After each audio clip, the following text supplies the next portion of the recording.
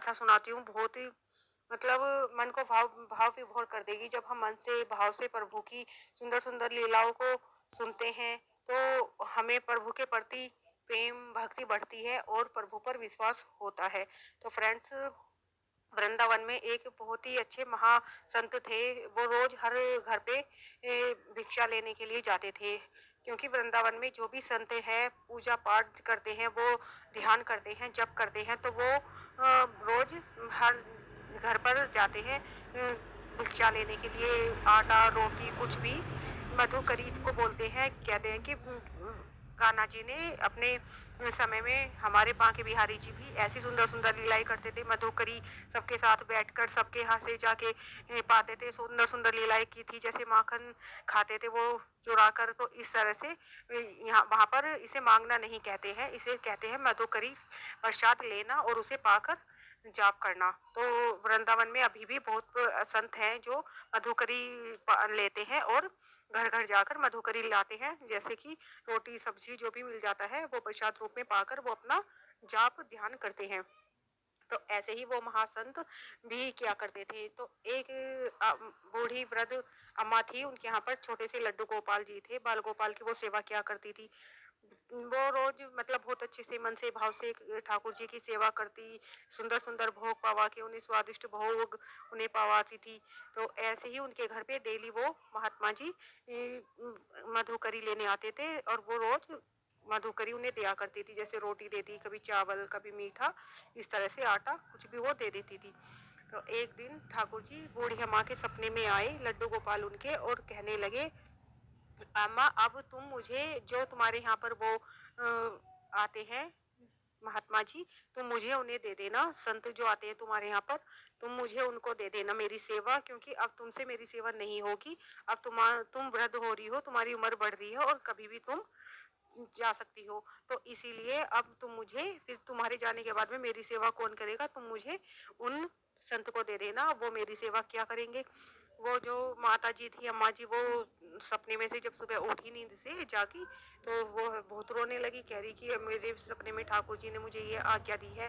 तो ठाकुर जी के सामने जाके कहती है कि क्या ठाकुर जी, मैं तुम्हारी सेवा नहीं कर पाती, तुम्हें भोग नहीं पवाती हूँ, मैं तो इतने प्रेम से मन से भाव से तुम्हारी सेवा करती हूँ। लेकिन ठाकुर जी कहने लगे, नहीं, तुम मेरी सेवा तो करती हो, लेकिन वृद्ध हो, सपने में उनसे कहा था तो वो बात भी वो सोच रही थी अम्मा जी। तो वो कहने लगे, लेकिन चलो जैसी आपकी इच्छा प्रभु, ये तो आप ठीक कह रहे हो, एक दिन तो मैं ये शरीर त्याग कर जाऊंगी, फिर आपको कौन देखेगा। तो इसीलिए प्रभु की आज्ञा मानकर वो, लेकिन बहुत परेशान हुई अम्मा जी, बहुत रोई। मतलब पूरे दिन वो रोती रही, लेकिन रात में भी वो रोती रही। फिर अगले दिन जब वो संत जी आए, ठाकुर जी मोहन अम्मा जी के यहाँ पे संत जी आए प्रसाद पानी के लिए, तो वो कहने लगी कि ऐसे ऐसे उन्होंने अपना सपना बताया। तो संत जी कहने लगे, नहीं नहीं, मुझे नहीं ठाकुर जी की सेवा चाहिए, मैं तो ऐसे ही अपने जाप करता हूँ, नाम जाप में ही अपनी भक्ति सेवा करता हूँ मन से भाव से।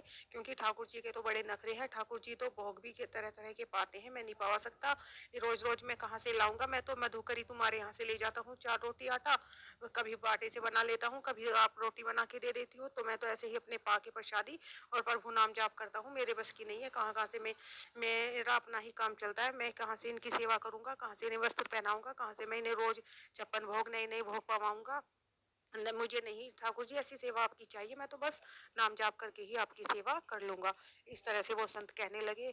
लेकिन वो अम्मा जी कहने लगी, नहीं, ठाकुर जी ने मुझे सपने में कहा है, लेकिन मैं उनकी बात कैसे वो गिरा दूं। आप ऐसे ही, इनकी कोई ज्यादा सेवा नहीं है, आप स्नान करा देना, बस जो आप पाते हो वही इनको पवा देना।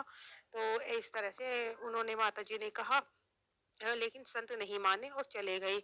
अगले दिन फिर प्रभु सपने में अम्मा जी के आए और उन्होंने कहा, नहीं, मुझे उन संत के साथ ही आप देना, मुझे उनको ही दे दो, मैं उन्हीं के घर ही जाकर जैसे भी वो रखेंगे मैं पालूंगा सेवा।